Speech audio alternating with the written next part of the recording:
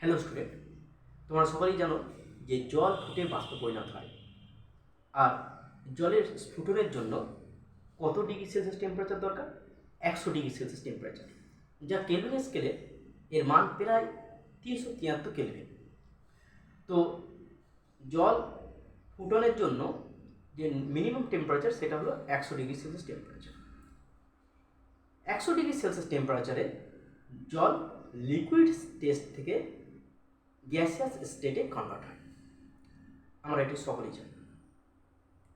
আর এই পদ্ধতিকে বলা হয় ভেপারাইজেশন, তাই না?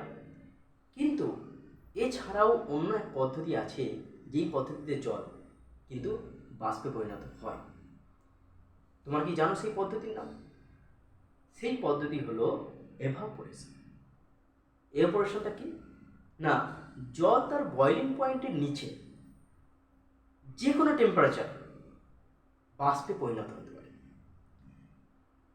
আর এই পদ্ধতিকেই বলা হয় এভাপোরেশন।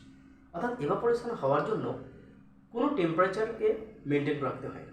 বয়লিং পয়েন্টের নিচে যে কোনো টেম্পারেচারে জল যখনই বাষ্পে পরিণত হয় তখনই আমরা তাকে এভাপোরেশন বলি। আর এভাপোরেশন প্রসেস জলের উপরিতল থেকে হয়, লিকুইড মেটেরিয়ালে সবসময় উপরিতল থেকে হয়। আসলে কী হয়, উপরিতলে যে লিকুইড পার্টিকেলস থাকে সেই লিকুইড পার্টিকেলসগুলো নির্দিষ্ট ডিরেকশানে মুভ করে এবং তাদের মধ্যে কাইনেটিক এনার্জির পরিমাণ নিম্ন যে লিকুইড পার্টিকেলস থাকে তার থেকে একটা বেশি থাকে।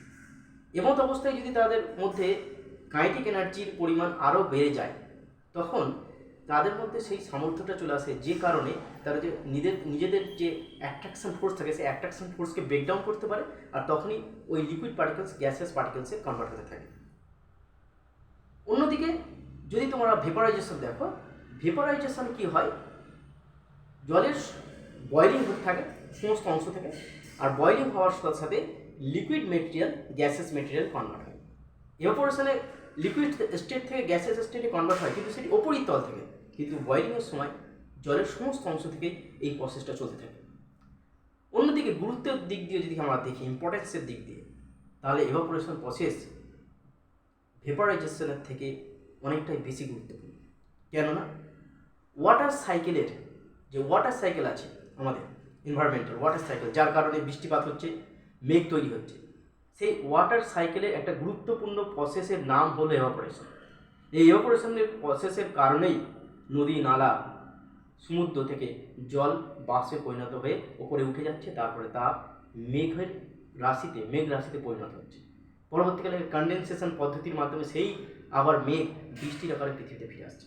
তাহলে ওয়াটার সাইকেলের একটা ইম্পর্টেন্ট প্রসেসের নাম হলো এভাপোরেশন, যে কারণে এভাপোরেশন প্রসেসের গুরুত্ব অনেকটাই বেশি। আশা করি তোমরা বুঝতে পেরেছো।